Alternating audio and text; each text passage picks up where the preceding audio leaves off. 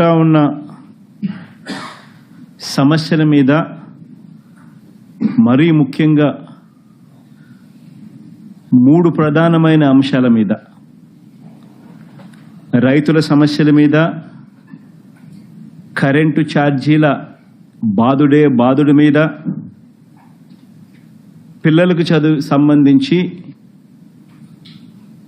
ఫీజులు కట్టలేని పరిస్థితిలో ఉన్న పిల్లలు ఎదుర్కొంటా ఉన్న సమస్యల మీద,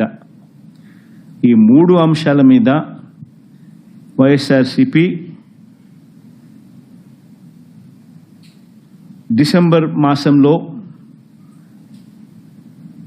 ఈ 3 అంశాల మీద గట్టిగా ఉద్యమ బాట పట్టే కార్యక్రమానికి శ్రీకారం చుడతా ఉన్నాం. ఇందులో భాగంగా డిసెంబర్ 11వ తారీఖున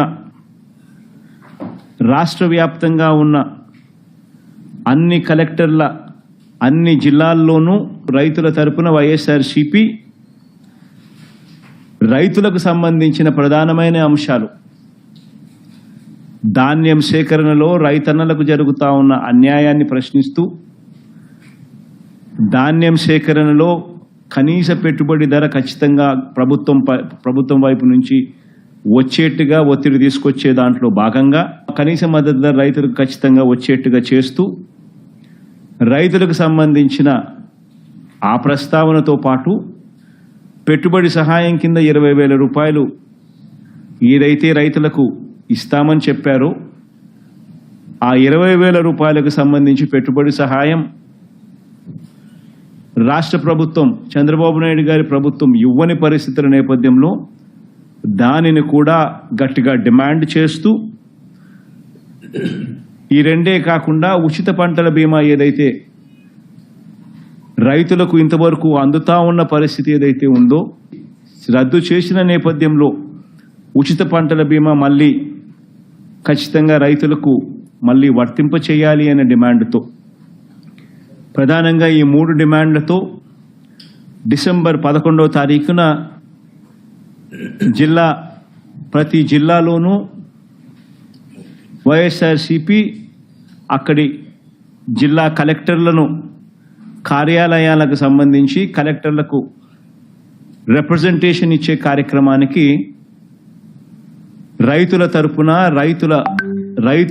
రైతులందరితో కలిసి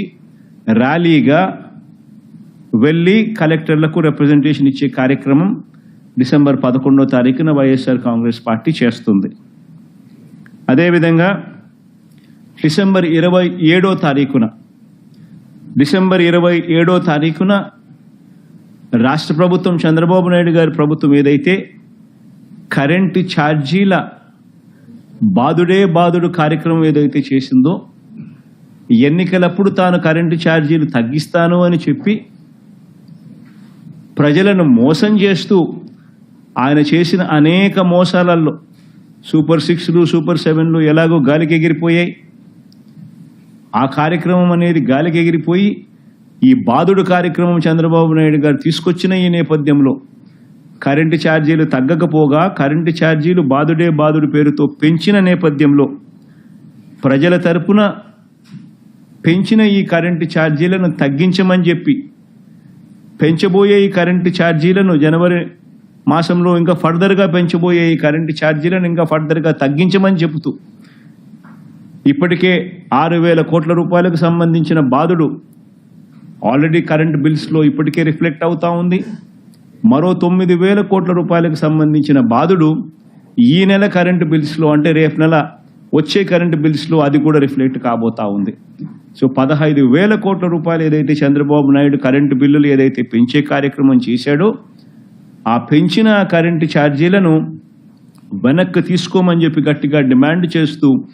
డిసెంబర్ 27వ తారీఖున ప్రతి జిల్లా హెడ్ క్వార్టర్స్లోనూ ఎలక్ట్రిసిటీ ఎస్సీ ఆఫీసులకు ఒకవేళ ఎస్సీ ఆఫీసులు లేని చోట్ల సిఎండి, ఎస్సీ ఆఫీసులతో పాటు సిఎండి ఆఫీసులు ఉన్న కార్పొరేషన్స్ పరిధిలో ఏదైతే ఉంటాయో అక్కడ సిఎండి కార్యాలయాలు, ఇక్కడ వైఎస్ఆర్సీపీ ప్రజల తరపున ప్రజలతో పాటు కలిసి భారీ ర్యాలీగా వెళ్ళి ప్రతి జిల్లాలోనూ